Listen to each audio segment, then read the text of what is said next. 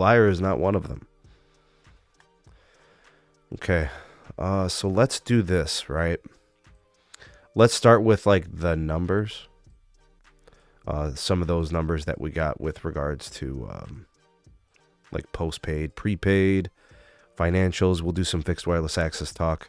We got a good mix here too. I think you guys got a pretty good grasp on what T-Mobile's been up to. So, and then I got the commentary from the earnings conference. Oh my God, dude! I was texting Zero Cool this earlier.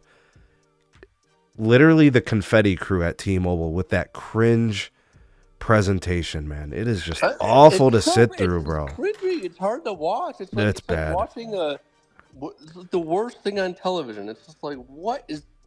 It's like serial killer. Yeah. Like vibe. Like, but the worst part about it is, so like the day one was Verizon. That's not fun, right? Day two was AT&T. That was horrible too. Like, but T-Mobile like took it next level. Like, just because here's what they do, bro. They really try to like put on the front. They really try to put on the show. They lay it on thick.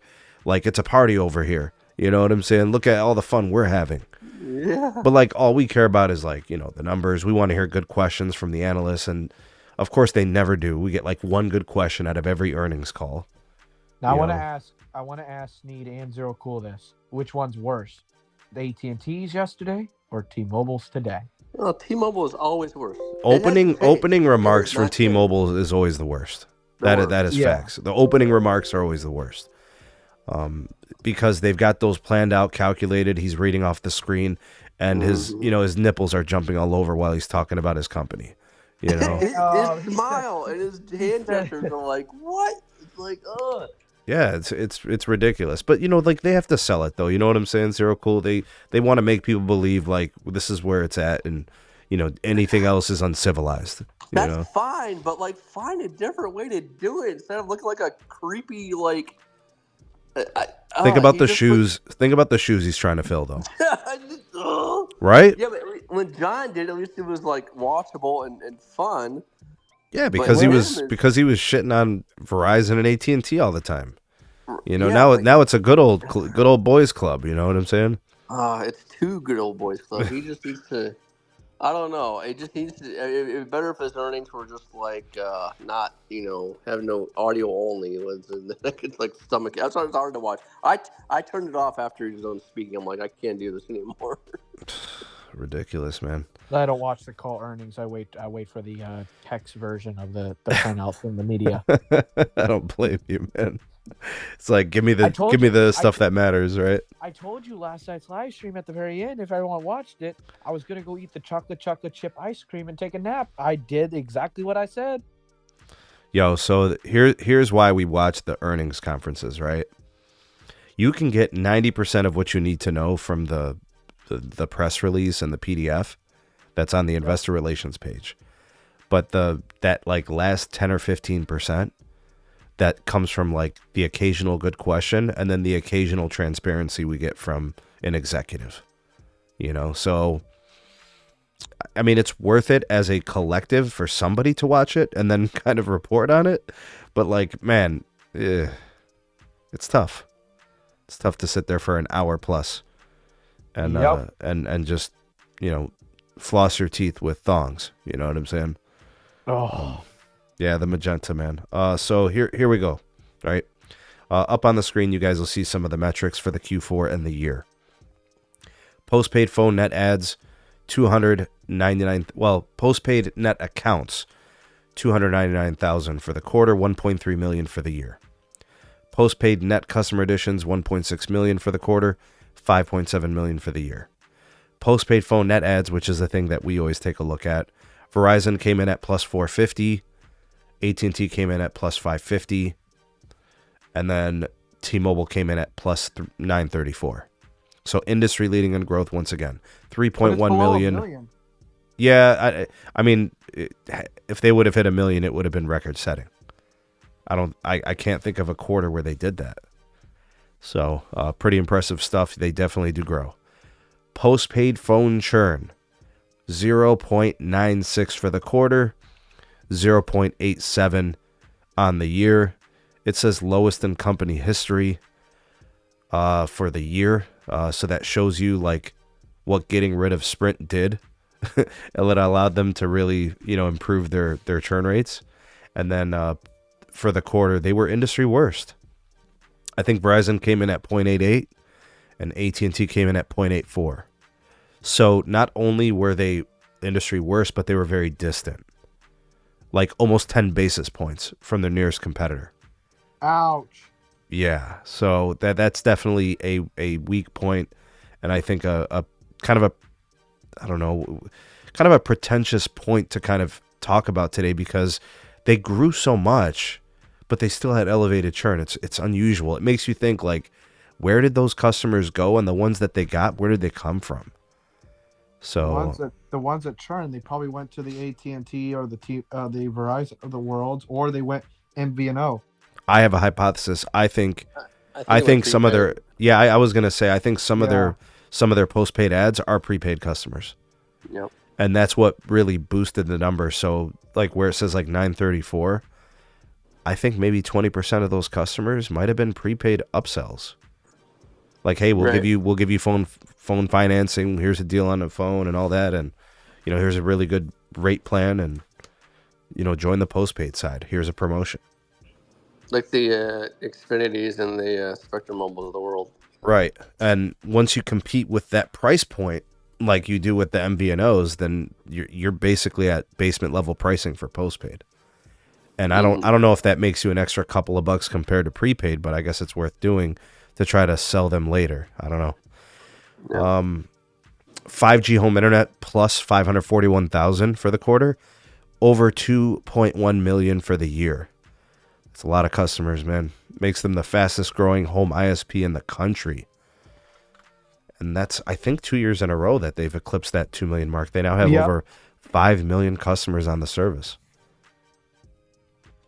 Right. I mean, this kind of goes back to what I was saying on the last podcast. It's like their FWA speaks volumes because they know how to market it, and it's just I guess I feel like that's the only metric that's the only metric that I actually believe in as far as their internet subscribers there for FWA. Should we get to the commentary from the call? I think that'll be good to dissect for us since I got the panel here. All right, so you guys tell me if you agree or disagree with any of these statements. You can stop me after any of them, and we can discuss them. The quote from CEO Mike Sievert: We are the overall network leader. We have completed the merger, and we now offer best value, best network.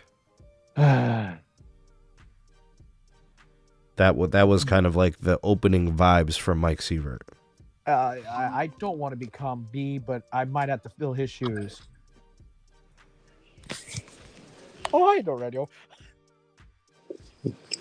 What up, man? What's up, no radio? Yeah, so 3.1 million connections on the year. Best ever churn on the year. They were kind of like bragging about that, even though the quarter churn was kind of high. 2.1 million 5G home internet customers. He spoke about the growth. He also said that the network is a differentiated competitive advantage. Do you guys agree with that statement for T-Mobile?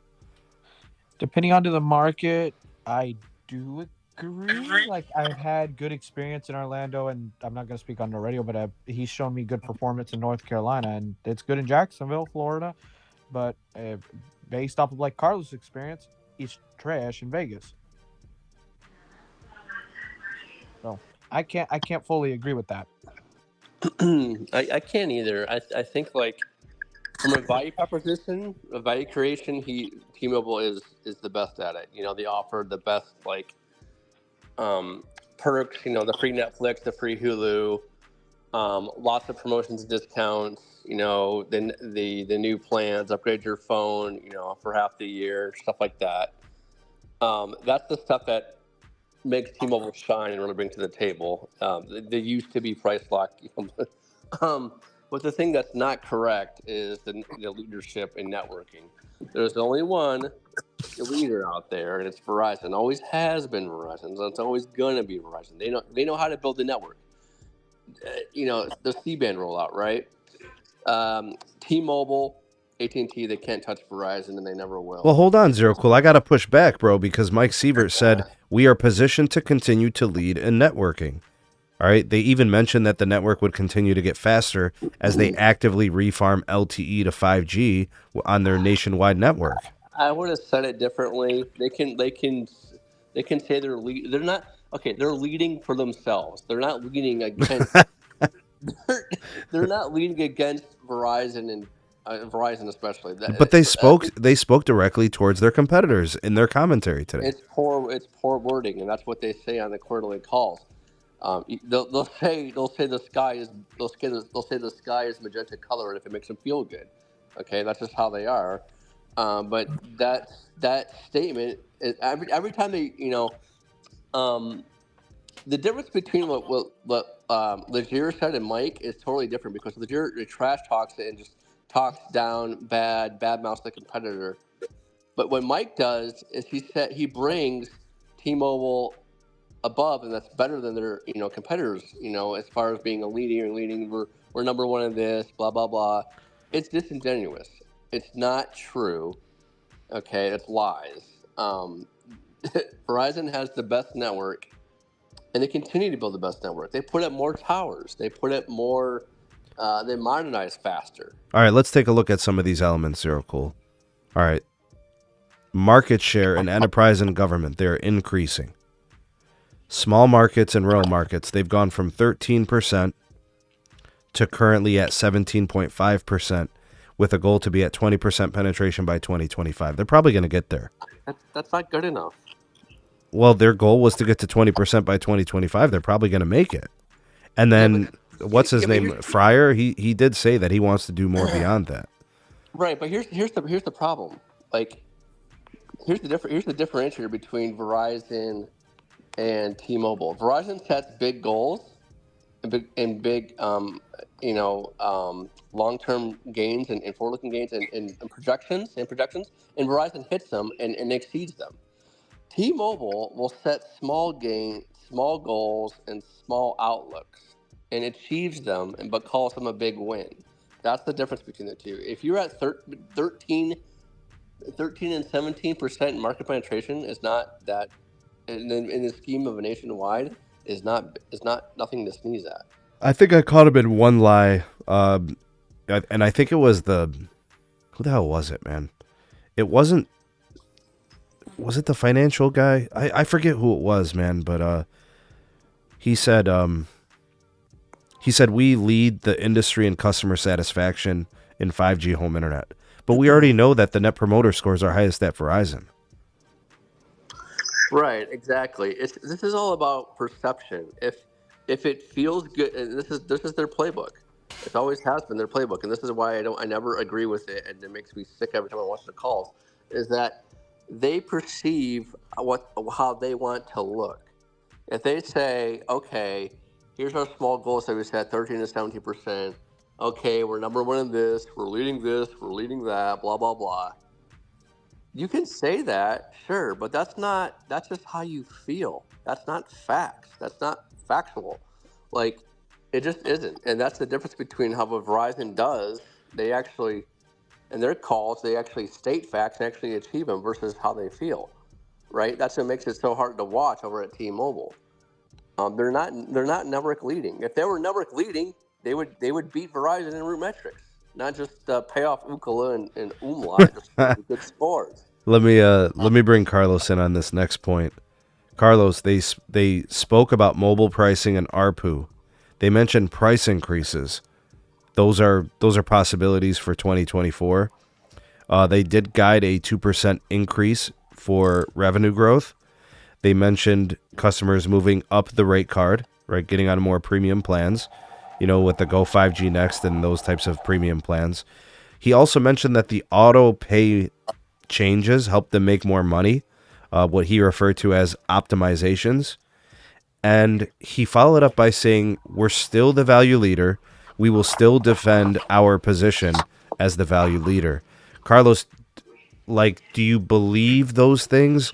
Do you think all that is true? How do you think 2024 is going to be with relation to those items?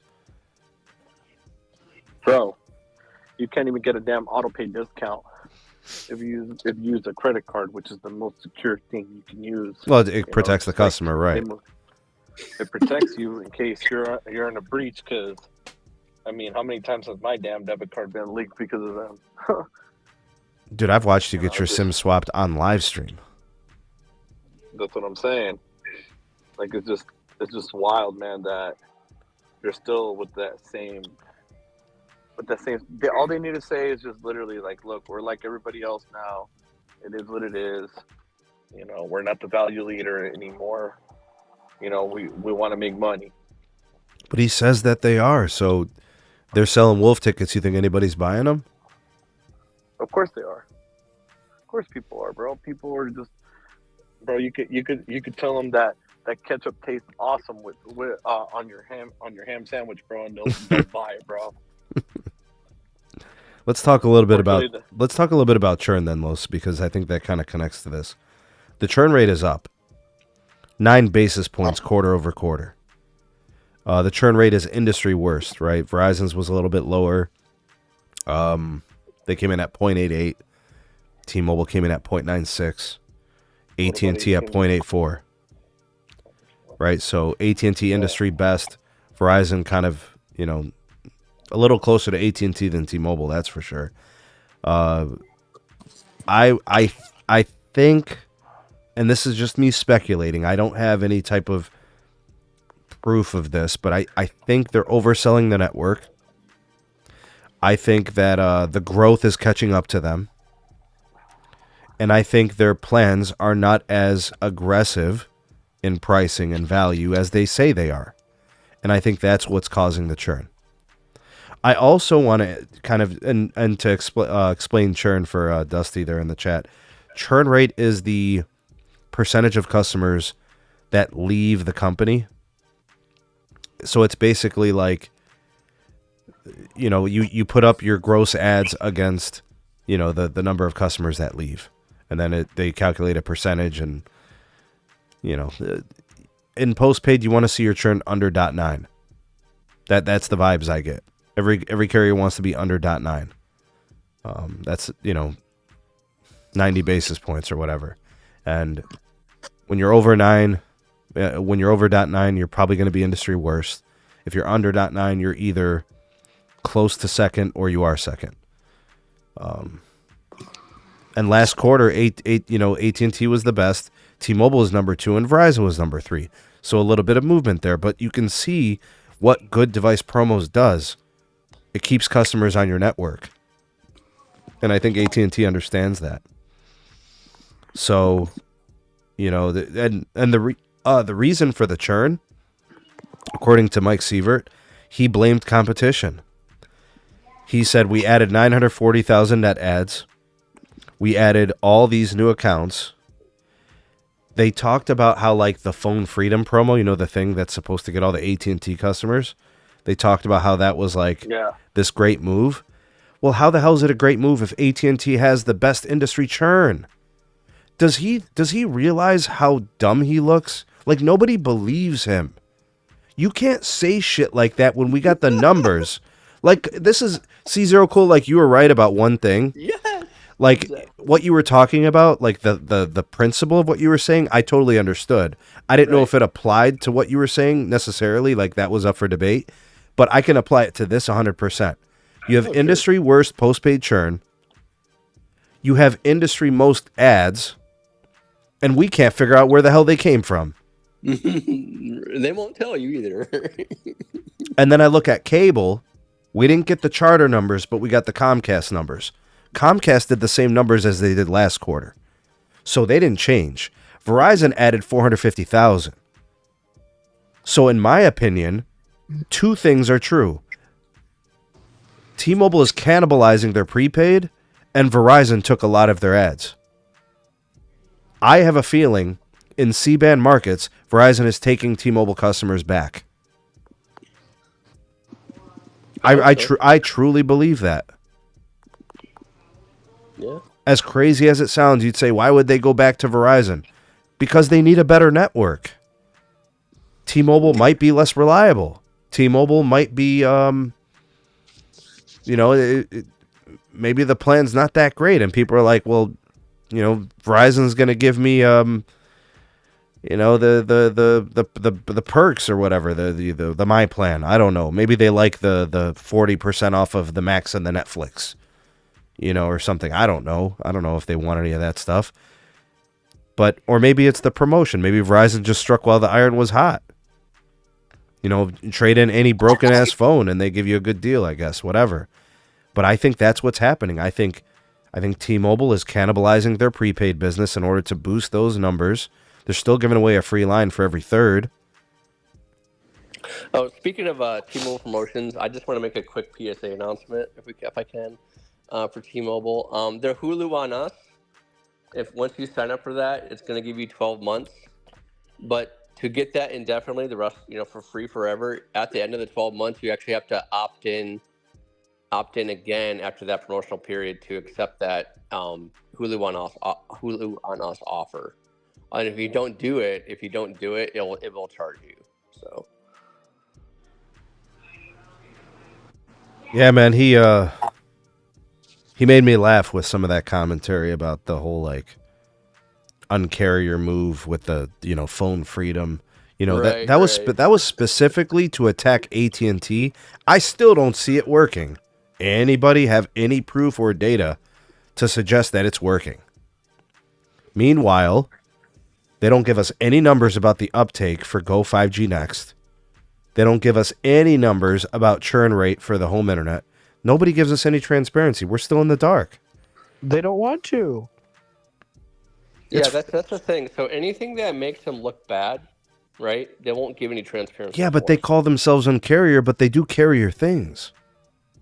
Bro, they do beyond the carrier thing, bro, at the end of the day. I just wish if you're going to call yourself the Uncarrier, then do Uncarrier. Tell us your NPS scores. Tell us your churn rate. Tell us, then be honest about it. That's the thing. They're never honest about things. The only thing they're honest about is what makes them look good. It looks like they're pretty excited about the SpaceX partnership. One of the things that we kind of got updated on was they plan on going text messaging, calling, and then moving towards photo messaging and stuff like that. And then right, that is the only thing that they're honest about. The only thing is the SpaceX stuff. They gave us some disclosures on Mint Mobile. They said expect it to close in Q1. So I think that was going to be approved. Yeah. Right. So that looks like that's pretty much on deck. Callie Field came in and spoke a little bit about business. She said best ever win share rate. No numbers, but she said best ever. She mentioned 2 new accounts, Salesforce and REI. She said they deepened the relationship with Meta, Delta, DoorDash, and UPS. And then according to her, this is her quote, "We have been adding first responders because we have the best network." Yeah, that's disingenuous. And the other thing that's disingenuous is how they said, we had the best business, we had the best network for businesses. No, that's not true. It's Verizon. First of all, they haven't won any necessarily that lucrative, military DoD enterprise business contracts like Verizon has. So, guys, I know this sounds crazy. When Verizon dropped their earnings at 7 a.m. Tuesday morning, their stock popped throughout the day to 7% to the upside. AT&T dropped their earnings at 6:45 a.m. yesterday. Their stock dipped over 3% to the downside. T-Mobile dropped their earnings literally at 4 p.m. Market closed. Their stock dipped 3% to the downside. We're at a point in time where Verizon is winning in the eyes of the investor. So everything that all these carriers and these investors of telco that really, they were really down on Verizon for the last 2 years. It really was a beat up stock. They seem to have changed their tune on Verizon. They seem to be down on T-Mobile and they seem to be down on AT&T. So for T-Mobile, it's the industry worst churn. And what I think they're cannibalizing prepaid, that probably doesn't make the investor happy about that they don't organically grow. But I think what's most concerning, future-looking guidance from T-Mobile. So listen to some of these numbers. They are going to spend between $8.6 and $9.4 billion in Capex in 2024.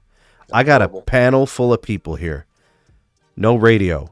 Do you like that number for their Capex for 2024? Nah. No? Don't like it? Where do you think would be a more suitable number? Can't say, honestly. What would it take to build a whole mmWave network? Oh, damn. Well, let's be reasonable. Come on. Think about free cash flows. Think about kind of like the reinvestment, the return on invested capital. Do you think 10%, 20% higher is realistic and they could handle it? Do you think it should be higher than that even? I mean, to be honest with you, I feel like T-Mobile was going to do what Verizon did between like 2017 and 2020, which is nothing. Well, Verizon was pretty active in urban. Yeah, they left the rural alone. They did nothing, and I think that's what's about to happen with T-Mobile. That's why we still have Band 13 towers all over the place. Right. Even now with C-band being deployed, there are still Band 13 only towers in towns. So. All right, let me bring Carlos in here. Carlos, 8.6 to $9.4 billion Capex for 24. Is it enough? If not, where do you think? What does that build, bro? Maybe like. I think it maintains. I don't think it builds much, honestly. Remember they're talking about 250 million going to small cells.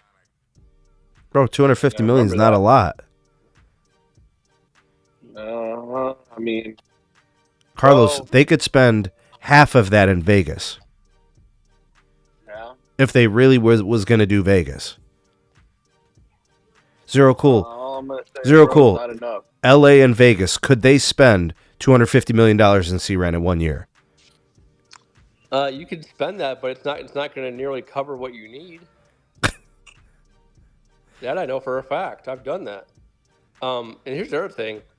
On their little investor yearly calls or whatever that they have, they used to say it was going to be 10 billion. It's now decreased. It's now just 9, then 8 and 9. Might as well be 7 billion next year. Like this is they will never achieve their build out plans like how they want it. This is what they're going to do. Zero Cool. I hope they're lying. I really do, bro. I hope they're lying, and here's why I hope they're lying. They still don't have coverage parity. No, of course not. Right? So there's still work that they can do to make the network more comprehensive. I said it at the time of the merger. They're going to build out all this 5G and make the network really fast in most of these places, but they're still lacking coverage. They don't have parity, so there's still people who are going to say, I'm not going to T-Mobile because they don't have comparable coverage to Verizon or AT&T. That's those customers making that call. That's not me. T-Mobile has good coverage for me. I don't have problems with T-Mobile coverage.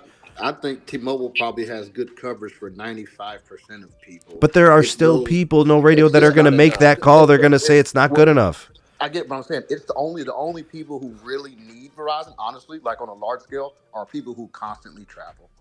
Most other people kind of stay in the same 300 square mile area for the majority of their time.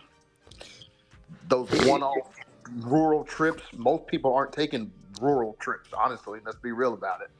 Most people go to big cities and they go to vacation spots. They're not just, let's go to the desert. Most people ain't doing that. So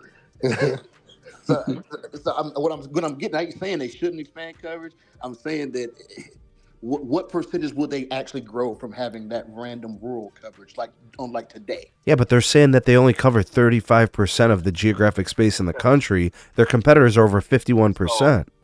Yeah, but yeah. But it's 50. But what I'm saying is, does that 51% automatically translate to success? Is what I'm saying. Yeah, but I don't have to justify that. I'm talking about the customers saying it matters. Yeah, but where are these customers that are outside of this community? It doesn't even matter if they go or they don't go to those places. They're still making the decision based on the fact that if they did, they wouldn't have the coverage. Anybody tell me? I went on the mountain and I had to get Verizon to have service. I heard that 15 years ago. I haven't heard that in the last 5. I haven't heard But that. this is the thing, bro. So Rachel, Nevada. Here's a good example. You Rachel, just named Nevada. a whole state that is basically desert. Once again, but all the population in that state is in like 2 pockets. Okay, never mind. That's all I'm saying. You just named a desert state. I mean, here's the thing. Here's the way I see it. When you're not for engineering, you need to cover the whole area that you need to engineer, right? So the thing is that what Verizon does versus T-Mobile, that's the outlook that it kind of takes. You can actually, I'm gonna frame this, like you can actually expect to have some coverage, at least if you're way out in the boonies. I get that with Verizon than with T-Mobile, but it's just it's the mindset, right? That's pretty much it's. Yeah, I get that, right? But he just said it a while ago. Even Verizon only has 50%. I think that I don't know if that number's actually true or not, because I just don't believe that number. I think it's a lot more than that, actually. I can drive 15 minutes from where I live and lose Verizon. So that tells me that there's still gaps that are not way out that exist even on Verizon. Yeah. That's all I'm saying. Ain't like I have to drive 1,000 miles away to find a Verizon dead zone. I can do it in 15 minutes. So that's the reason why I say it doesn't matter that much to me, because I can find dead zones for all of them. So until the day I can't find dead zones in my immediate travel for one of them, I can't say that coverage matters that much. So my concern post-merger was, how well can they integrate the Sprint network, keep as many sites as possible so that way they have that overlapping redundancy and coverage. And on top of that, now I have new concerns with a Capex that's set to decrease to 8.6 to 9.4 billion. That means limited new coverage, which we spoke about. Exactly. Now I don't have any hope of scaling C-band or DoD. I have little hope about densification in C-RAN. I have little hope for densification, and the only reason why I was looking forward to those things is because the competitors are doing it. Right. The T-Mobile just does the bare minimum. That's the difference. Like, I'm watching what Verizon is doing right now. They're going to start doing more millimeter wave. They've built dozens of new small cells all over the place, right, in Cleveland, where they already have arguably the most dense network. They're densifying more. AT&T's fully modern now and all those things. And, T-Mobile has a decent network here. It's pretty good. But, if it's not a market where they have 22% market share, LA doesn't have 22% market share for T-Mobile. It's 40. Nah. So, I have concerns about a city like LA. I have concerns about a place like DFW. Places even in Florida, like Miami. Bro, T-Mobile's got share. You're going to have to densify. You're going to have to add more sectors. You got 5G home internet customers, bro. They are growing. The T-Mobile growth hasn't stopped. Are we not going to acknowledge that they have oversold the network on all levels? Oh, yeah, I agree with all of that. But I told you, they want to be like their big brother. They want to build out that first layer of that mid-band, and then they want to sit back for a few years so they can make profit. So you think the new T-Mobile is the old Verizon? Verizon didn't finish Band 66 in North Carolina. They didn't finish it until they started building C-band. Yeah, they took the show out to metros and started doing small cells. They went to the cities and they let the rest of the network die. They stopped the expansion too. They built the best coverage available in America, and then they stopped. That's what they did. And then they sat on it for a few years, which means what? They make a bunch of money. Because they're not dumping money in these old parts of the network. They're making a bunch of money, and they're dumping all that money in the metro. And now, all these years later, they come back and build this stuff again. I feel like T-Mobile's just going to copy history. They're going to do what Verizon did.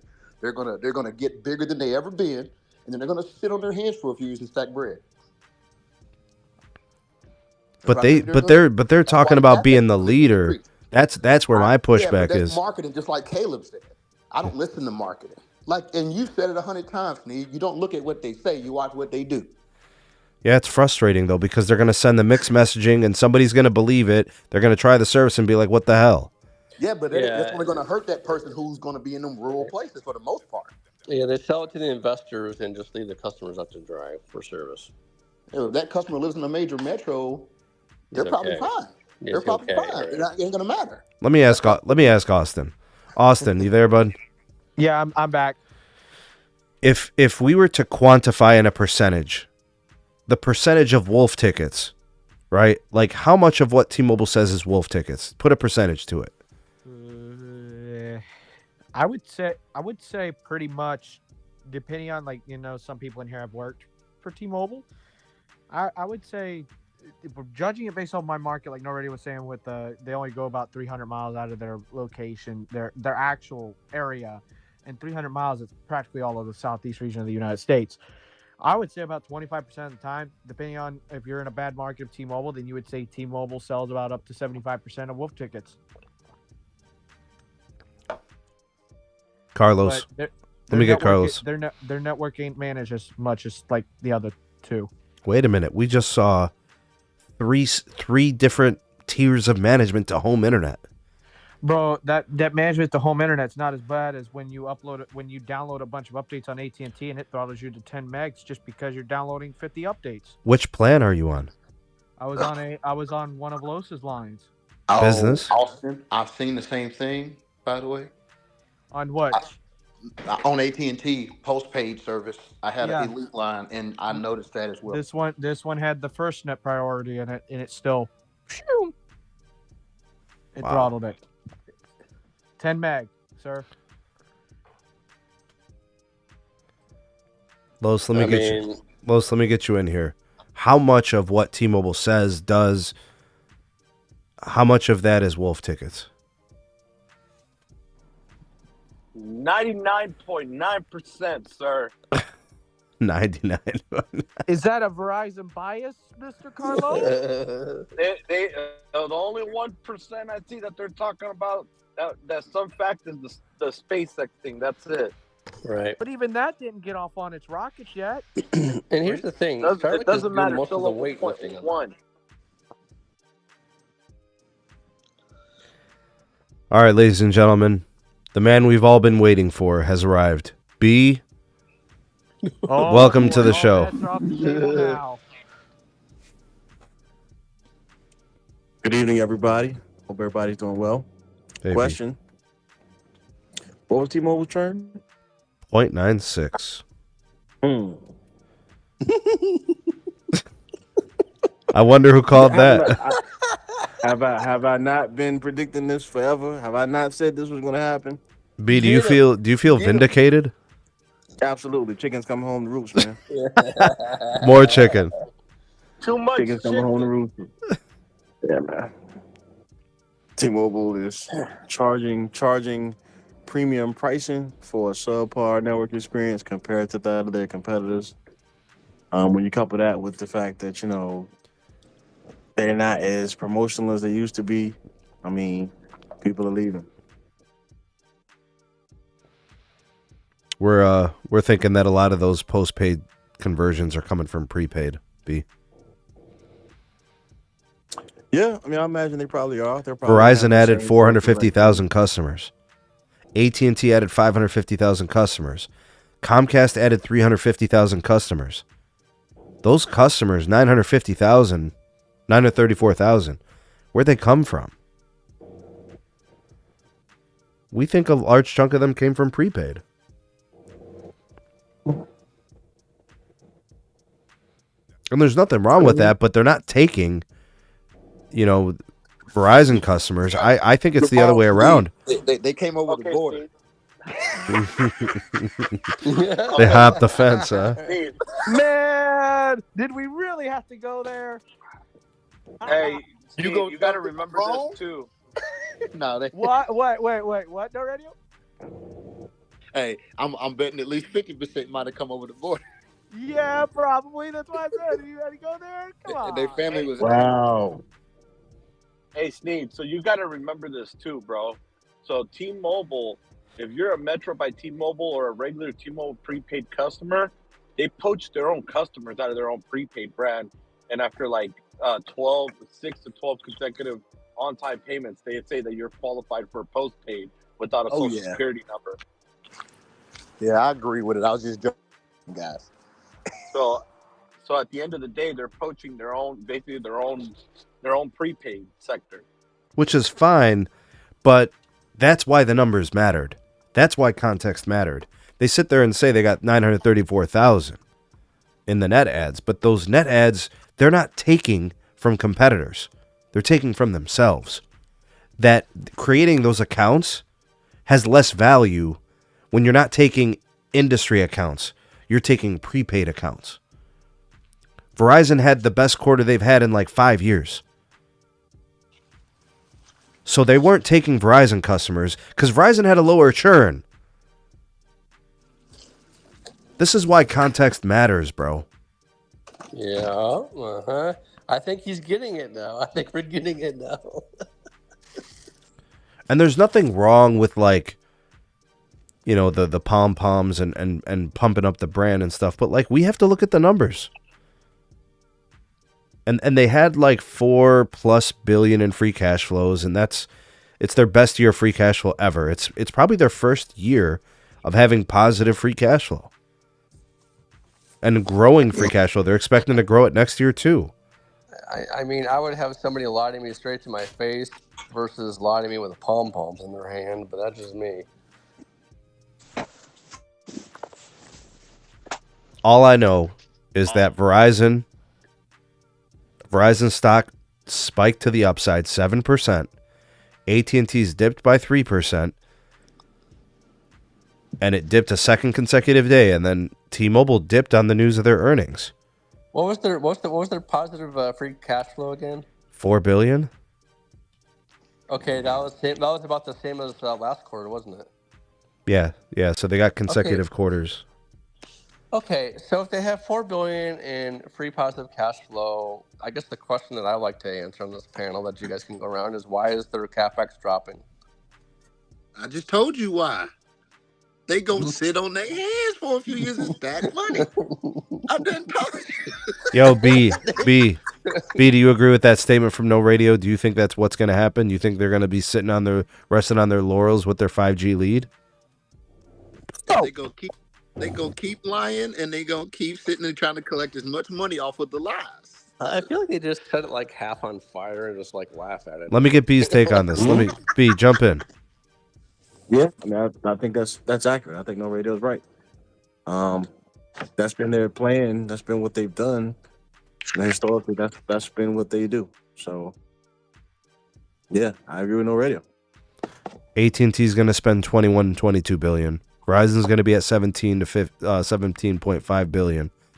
T-Mobile's going to come in at 8.6 to 9.4.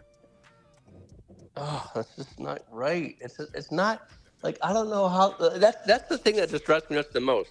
How could you claim network excellence or network lead? Is anybody going to send an email to the DOJ and the FCC that this is what T-Mobile's spending on their network right now? Yeah, they should. Be like, you allowed the merger to happen, and this is what they're doing. Right. Yeah, no, I agree. Like, what happened to China, bro? What happened to competing for the world's best 5G networks? What happened? I would send the email.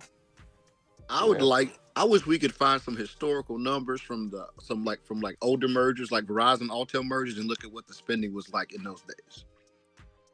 Yeah, but the merger's done.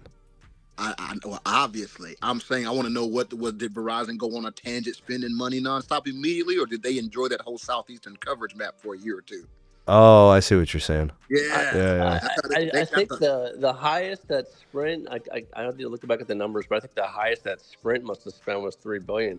That's almost half of what T-Mobile. There was 1 year where Sprint spent like 4 or 5. 4 or 5. Okay, yeah. But still, like.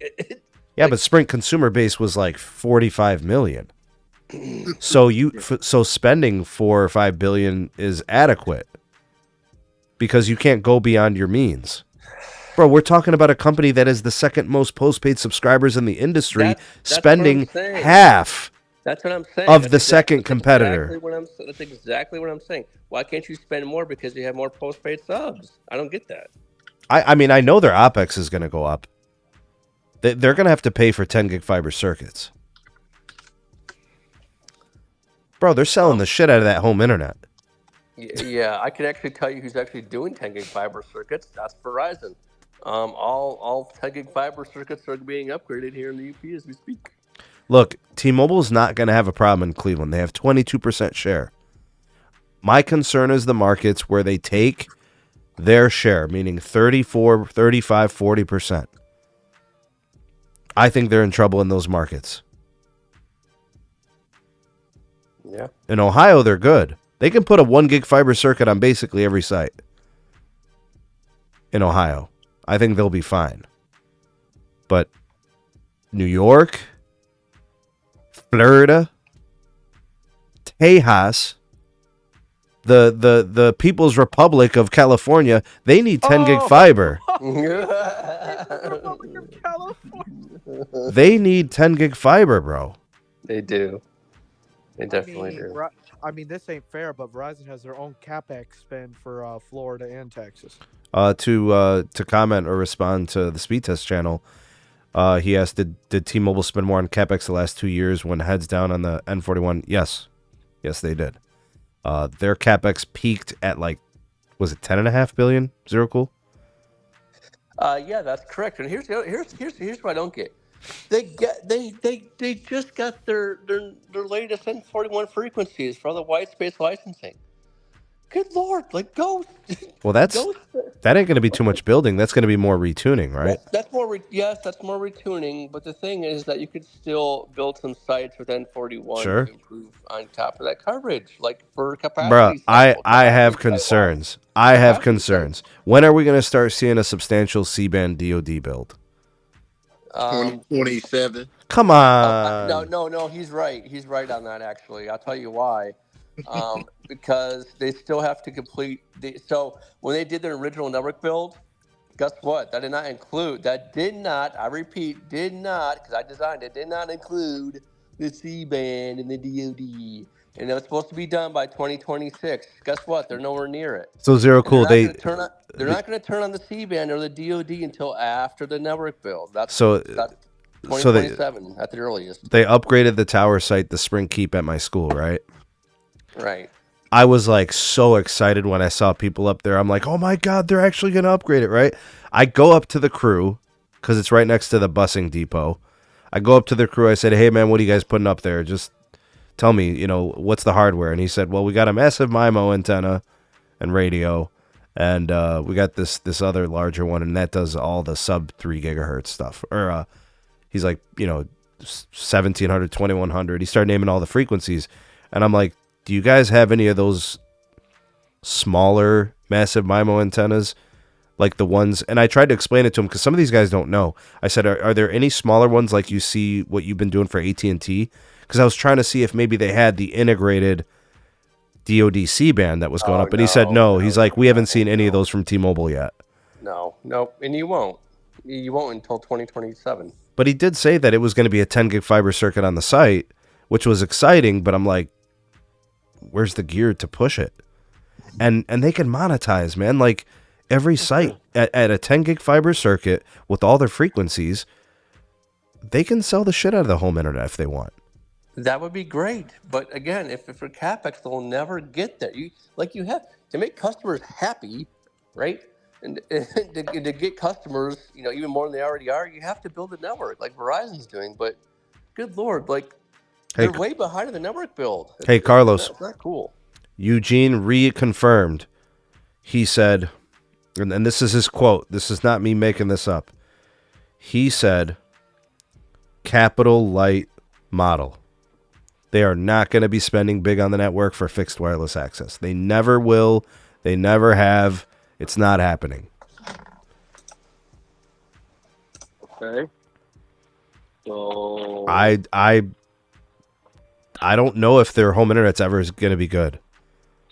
It might be good for some people, but everybody's been hoping for they're waiting for network slicing to save the day. They're waiting for a CPE to save the day.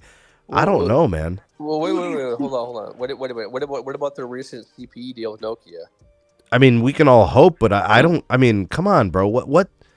What are you gonna hold your hope out, for? Is like the guy just said capital light model. That's a philosophy. Like Verizon doesn't say that. Even AT&T doesn't say that, and AT&T is like cash strapped. They think about every penny for like the next 10 years. Yes, they do. They be counting every Phillips screwdriver like it's a heart transplant.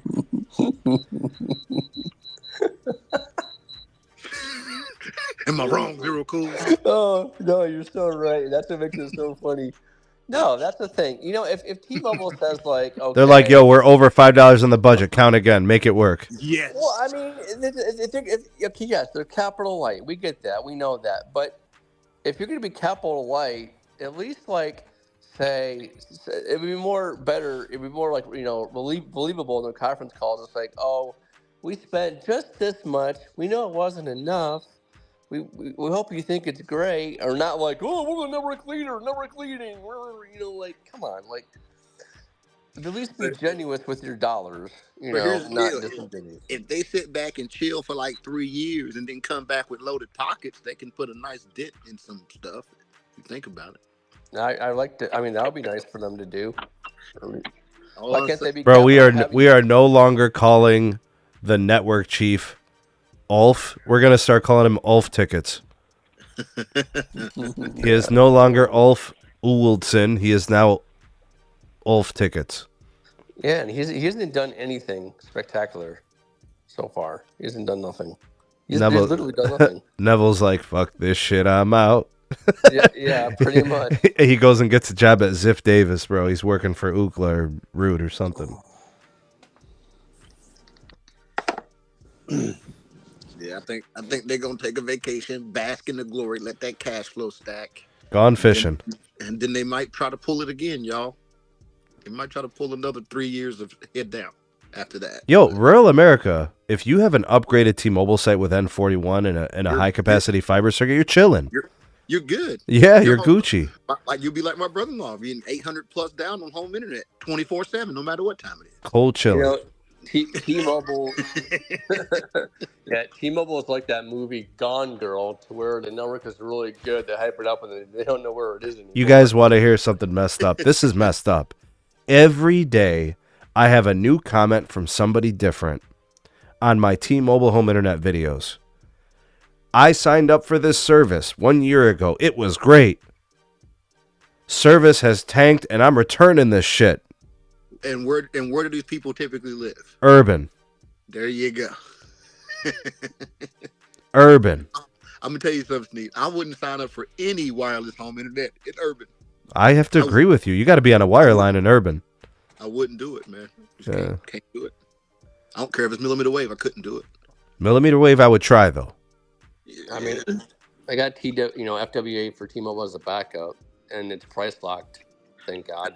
The reason I say that is for the price need. You can get symmetrical fiber in all of these metros, most of these metros. But did you? There's a report, and I'm going to do a video on it. There's a report that says that there are urban customers who are highly affluent and have children who choose fixed wireless access because of ease of installation and setup. I get it. So that means there is a segment of consumer that has access to fiber and does not care. Have I just saying that, Hey, you have. It's crazy. Okay, then. I literally was just texting a friend that literally his mom did exactly that. She lives near West Bend, Wisconsin, and they choose to get the T-Mobile home internet.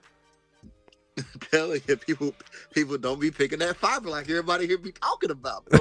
Now, us, we would, right? Right. Like the average consumer, if they go Netflix plays on all three services, they don't care which one it is. Facts, bro. I don't know Netflix works. That's it. I don't know what plan they had, but they went from 15 megs down by 1.5 up on their ISP to 600 down by 20 up. There you go. Yeah, but no radio. If the OnlyFans start buffering, they're gonna switch carriers. OnlyFans ain't gonna buffer. That's the point. You don't need gigabit to watch jerk material. That's my point, though. It's like I was telling Sneed. I was telling Sneed I was in an apartment just 2 days ago, and there's a 16-port AT&T fiber tap that's probably been there for 8 years, and not a single customer plugged into it. Shit, dusty as hell. What you want me to do with that? When everybody goes, "Oh, fiber's gonna kill everything," I'm like, why ain't these people taking your advice? It depends on the company, I guess. These people don't care. They go, "Do I like the price? Does it work?" And that is the end of the discussion. The rest of it is irrelevant to these people. Unless you're a content creator or you're a creator for work, you have to upload massive files, then the fiber is a good thing. But otherwise, the average consumer, the average Joe on the street doesn't care. And Zero Cool, you've seen the utilization on the upstream on these cable networks. It's next to nothing. Right. Yeah. My house is probably using 200% compared to my whole neighborhood. I showed Los one day. The whole node was using 30 megs. The whole node. Man, I want to give a shout out to Frank the Tank, who just bought me coffees. Big salute to Frank. Thank you, man. That's really nice of you, bro. Appreciate you. Come on. I like I said, my upload here, I uploaded a 120 gig file in one night. So if anyone's uploading on coax, it's me. It's me. Yeah, it's me. I'm the problem. You're not the problem. If everybody else stuff still work, you ain't a problem. Nobody cares. No, I'm being an ass. Yo, Comcast reported earnings today, and I'm gonna do some content on this over the weekend. Oh boy, you're gonna get Brandon all. I'm pretty sure it's down. Videos. It is very down. Their net ads are down 15%. Bro, last quarter they lost subscribers. They're down an additional 15%. I mean, I almost left Comcast. Wait, so I got to ask a question here. I'm just doing the math in my head. How is it good business to lose 15% of your core business that makes you money and trade that for 300,000 not profitable customers? I don't know. Are you talking about the wireless ads? Right. Yeah, but those are mostly retention ads. Those are not new accounts. But you lost 15% of your growth. Yeah, I just said them 300,000 staying for a little while though. That's the point. Oh man! So when you see those ads, you just look at those as. I gotta look at the stock, bro. I mean, I just gotta think to myself, there's no way the investor. Their stock is up. Comcast. Yeah. It's got so okay. So that means they probably guided up for revenues and margins, right? Because like if your core, like their stock's beat up too. I mean, this thing was trading. I mean, there was a time where it was like a $60 stock. Yeah. So that I mean, it's been bad since 2021. At least it's recovered somewhat, and I think it's because the margins improved. You know, price hikes, they make a difference, bro. I mean, what's their consumer base? Is it 30 million? Or is that Spectrum? That's no, yeah, right around there. Okay. They're both right around there. Okay, so you do price hikes across your entire network. That generates a lot of revenue. Like for Verizon, it's estimated that their price hikes are going to provide them with a $1.5 billion boost next year. Sneed, my Comcast modem fee was $15. Starting in 2024, it was $15. Yeah. Starting in 2024 in my area on the January bill, it went up $10. Now it's $25 unless you're in a contract. Wait, the modem is 25? Yes, it is. Go get your own gateway, man. You can't. If I have Comcast unlimited data, they charge me $30. It's an extra $15 on top of my unlimited data fee. Yo, shout out to Frank the Tank, newest member. And that's the all-in-one, right, Austin? Because that's the modem and router. Yes. And they charge you for both. Yep. It went up from $15 to $25 unless you get into a new. I was able to get a new contract written with Xfinity and signed. I hope another certain company doesn't decide to do some things like that. Right now, we don't charge for modems at all. We only charge for routers. But if they decide to start charging for modems, I'm gonna be needing a new job. My sister lives in a market, sir. Be quiet. I'm gonna be needing a new job. Oh no. All right, so here's my concerns for like all the companies moving forward for 2024, and here's where I think they're going to thrive.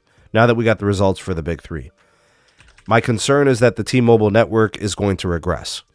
Not everywhere, in certain pockets of the areas. urban core, right? I think that is going to indeed be an issue. How many people that impact? I think it impacts some people occasionally, enough to where some people will be aggravated and it'll make them think about leaving. Do I think they'll leave? Maybe not, because they might like the plan they have. So that's the main factor. Where I think T-Mobile is going to thrive is I think they continue to add those home internet customers. That they just have good momentum there. And I hope that the Spectrum 108 auction clearance of that spectrum helps them expedite that capacity in those new places. With respect to Verizon, my concern is the first quarter. I know they're not going to remain promotionally active, right? They're going to kind of, peel that back a little bit. And then I think, it's from that point moving forward, how will the rest of the year play out with growth? Are they going to be able to continue to grow, or is it going to be a repeat of 2023 where 3 quarters sucked and 1 quarter is really good? And I kind of want to see them become more like 2 quarters aren't great and 2 are good with respect to growth. I think fixed wireless access is, again, going to be the star of the show. I'm not worried about the revenues and the cash flows. I think all that, they're going to be industry leading, so I'm sure some people will be happy about that. But I think the network continues to get better, and I think there's a positive outlook for Verizon next year. AT&T, Stanky said he just wants to continue to do the same things they've been doing, right? And the investor was kind of pissed off that they have to do this reinvestment into the network to go O-RAN and to have this conversion from Nokia to Ericsson. Stanky says it's what the company needs to do to be operationally efficient. He said it was part of the fixed wireless access piece. So we'll see advancements and improvements there. My concern for AT&T is, do they continue to lag behind their competitors?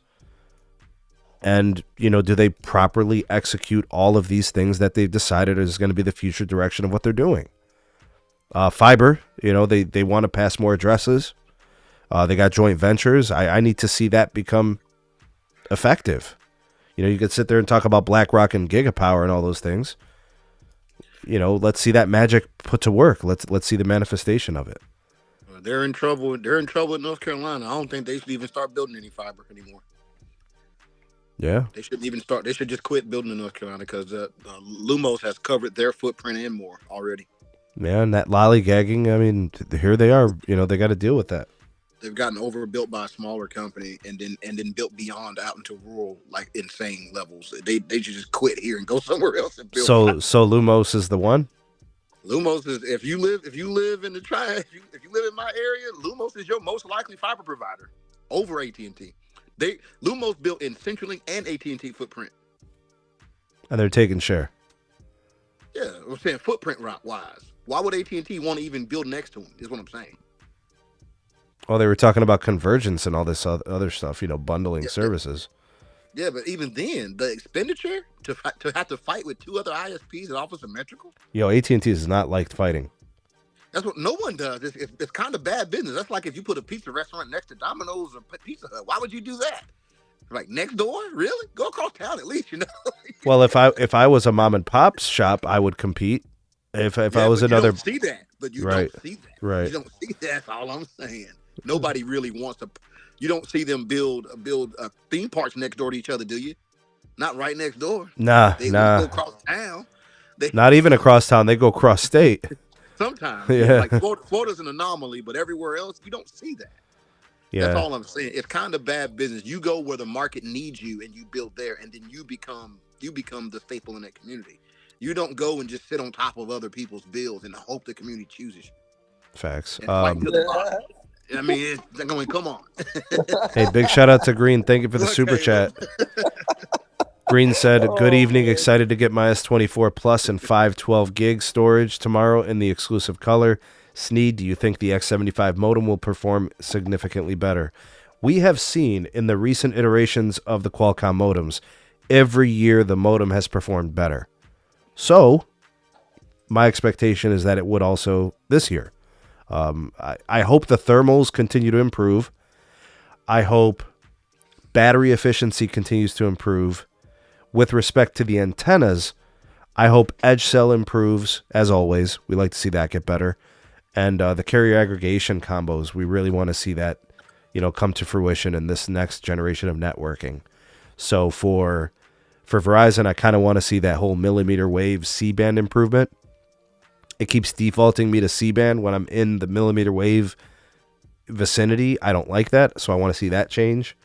I want to see bandwidth aggregation, right, with multiple carriers. For T-Mobile, I think that's going to be huge because they have N25, N66. They're starting to move more spectrum from LTE to 5G. They've got a couple carriers of N41. They got N71. All that shit's going to be important on that phone. So, to me, I think if you're a T-Mobile customer and you want to be on the cutting edge, you get yourself that S24. If you're a Verizon customer, no rush, right? They're not really actively moving much LTE spectrum over to 5G. They're still really relying on N77, right, on two carriers. So AT&T is a little bit different, right? They've got a few bands. That might be worth it. I think they're going to do some stuff with SA as well. I don't know. So that's how I kind of would look at that. And then if you're a Dish customer, for like all 17 of you out there, you might want one of those phones too. 17? You're being generous. All right, 16 and a half. I mean, I got a Project Genesis lined up. If we were streaming on Valentine's Day, I would have said 14. Hey, you're not a real Boost customer if it's not your daily driver. If you test with it, it don't count.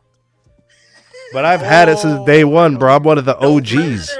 No, that means if you got to put away the Verizon and the T-Mobile and just use the Boost. Yeah, but I like AT&T right now, man. That network is cooking with gas. I told you here they went downhill and they turned on N66. Where's the N77? It's on a bunch of times. Still not turned on. I thought they were going to flip the switch in January. Sneed. Bro, they turned on thousands of sites, bro. Everybody's been messaging me, telling me how great it's been. Yeah, but they need to turn on like 300,000 sites. Sneed, I was on the where I-10 dumps you into Jacksonville at I-295. I'm sorry, but in the neighborhoods off of the exit ramps, AT&T had 5G plus, but it was so edge cell that it was getting 10 meg down at 1.5 up. Yep. It's trash. That T-Mobile made them look better. Look, if you think I'm dogging Verizon for the speed they're building the C-band in rural, you see how I feel about AT&T C-band rollout. Not feeling nothing. There's nothing. Like their map says there's C-band in certain areas. There ain't C-band. That trash is just here. N5. They're at least honest. They have no map update because they ain't building crap. They putting the gear up, but they ain't turning nothing on. It's like they're gonna build for like 9 months, 9 stop before they turn on a single site. Looks like, bro, they're not joking about that. But that's actually good to do that somewhat. I get it.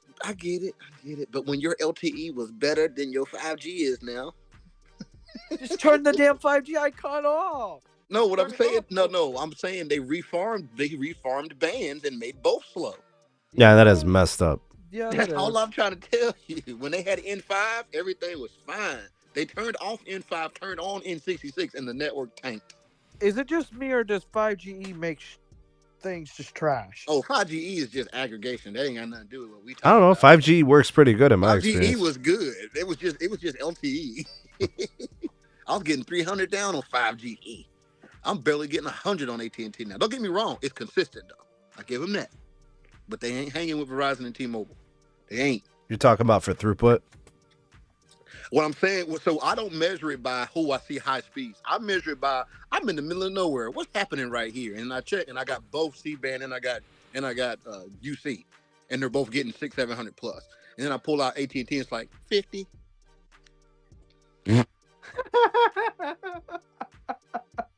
Ouch. How's the density there for AT&T? Oh, AT&T has better coverage than Verizon and T-Mobile here. Period. And see, this is one of those things that I don't get, right? Like, so they got a good network there, but they're lacking on their fiber and they're not executing the sales. Shit doesn't make any sense. Yeah, I mean, they like I said, their footprint is better than Verizon's. If you got to dump me off down in like Montgomery County, you better give me T-Mobile or AT&T. Don't give me Verizon. You won't even get band 13. No. Oh, snap. Can you get band 5? You don't get what on who? Verizon? No, you're gonna have to use T-Mobile as a hotspot. Oh. I told you about that. Me and a buddy of mine were on an install down there a few years ago in Starr, North Carolina. And we literally had to put the T-Mobile phone outside the house with the hotspot turned on to get the company Verizon line to activate boxes. Man, my friend was in Conneaut, Ohio. Like, it's right on the edge of PA. So, like, right before you get over into Erie. And he's like, man, I'm on this job site, does construction. He's like, Verizon got no service. Mm-hmm. And I'm like, man, you got to have a second line, man, if you're going to be doing all this traveling. They go all over Ohio and do construction of gas stations. They do, like, underground storage tanks for hospitals, you know, the diesel tanks and all that. And, like, I was like, bro, just get you an AT&T line and that'll cover you. Because I knew at the time the whole Sprint network integration was still ongoing. So, you know, it was kind of a gamble if you were going to have T-Mobile coverage in some of those places. Yeah. Got him an AT&T line. He was golden, bro, because the FirstNet, you know, you had this really nice upgraded version of the AT&T network. It was solid. And, you know, like I checked the bands on his note and he was getting like a solid 100 megabits per second, chilling on band 14, band 2, band 66. Just for you, Sneed, I'm going to Starr tomorrow just for the heck of it to see if Verizon has fixed the coverage gap or not. Uh-oh. Bro, I don't even like Verizon, bro. That shit is trash. I didn't say that. I just said if they the world's greatest, how can I drive 15 minutes and find holes? That's all I said. Bro, you ain't got to tell me, bro. Tell Lavendi that shit. That's how I measure a network. I measure it by can I not do anything?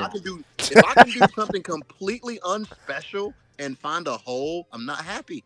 I get it. If I were to go to like some random West Virginia mountainside and didn't have service on any carrier, I wouldn't talk junk. Hold up. If I go to a town where there's a McDonald's across the street and Verizon don't work, we got a problem. Hold on. No radio. Have you seen this before? MS says AT&T loves to turn off bands at 9 p.m. Yes. This is known. This is a known thing. Wait, so you guys are all seeing this? Yes. AT&T shuts off N77 at night. It's a power saving thing. Yeah, it's a power saving thing. I'm actually the one that helped design that when I was out there. Yo, hold on a second, bro. Do they give? It's true. Carlos, do they give discounts for not being able to access all the bands? No. No, man. Sneed. Xfinity don't give me credits when they have an outage between midnight and 6 a.m. Well, man, discounts. Because it's maintenance hour, technically. Yeah, but even if they do, they probably do the same thing Spectrum does. They go, all right, there's 30 days in a month. It's 24 hours in a day. It was down for 4 hours. Here's 75 cents. We'd love to keep it. Here's 75-cent credit on your bill, sir. T-Mobile, when they had their outage the 2 nights here, when the first time it was a fiber cut and the second time was because they shut down 8 towers to put gear on 1 tower and get it running, they gave me $70 in credits. Hey, Austin. What? You want to take us home, man? My bill was $39.50, and it was in November. Austin, we got you all amped up. You want to take us home, man? All right. T-Mobile's trash, Verizon's the best, and AT&T's just mutual. And Dish sucks. Oh man. Dish sucks until further notice. Dish doesn't have gear in my town. Dish is like No Radio said with the McDonald's. There's a McDonald's nearby, and Dish don't have gear on the tower. Dish trash. Somebody because come on, Austin. Look. I don't say Dish is trash because of the network. I say Dish is trash because they don't know how to sell it. Obviously. Well, they don't know how to sell it. They don't have a tower with operating. No, but they better sell that daggone roaming like US Cellular. But let's close. All right, guys. US Cellular 2.0. We're gonna wrap up the show. It was a good conversation. Thank you, No Radio, B, Lavendi, Zero Cool, Austin, Carlos, and somebody was in earlier. What didn't we have someone else? Or no, this is everybody. Okay, big salute. This is everyone. Yeah, salute to everybody on the panel. Thanks for being here to have the discussion with us. the T-Mobile earnings, some of the commentary. Again, I just want to let you guys know I thought it was a great quarter. I didn't have many problems with it. The guidance with respect to the Capex has me a little disappointed. My concerns about the home internet viability moving forward still there. Overselling the network, too much growth could become a problem in some urban spots. I think that's something to be concerned with. And let's hope that they were being conservative and they may actually spend more. Let's hope. But Hopefully. We'll see. Churn was elevated, and that's a concern because they say that they're the value leader, and they say they have the best network, but yet they had industry worst churn. Those things don't jive. So their competitors were growing off of their growth. So we'll see what Q1 brings. I know. I was going to say, I know in the Q4 2023, Marion County, Florida, T-Mobile had their first 2 gigabit site within Q4 2023. Solid. Big shout out to my members. Big shout out to the Patreon supporters. Thank you for the super chats. Thank you to Frank for the coffees. You guys are incredible. Thank you for supporting all the viewers, longtime subscribers. Big salute to you all. And we out.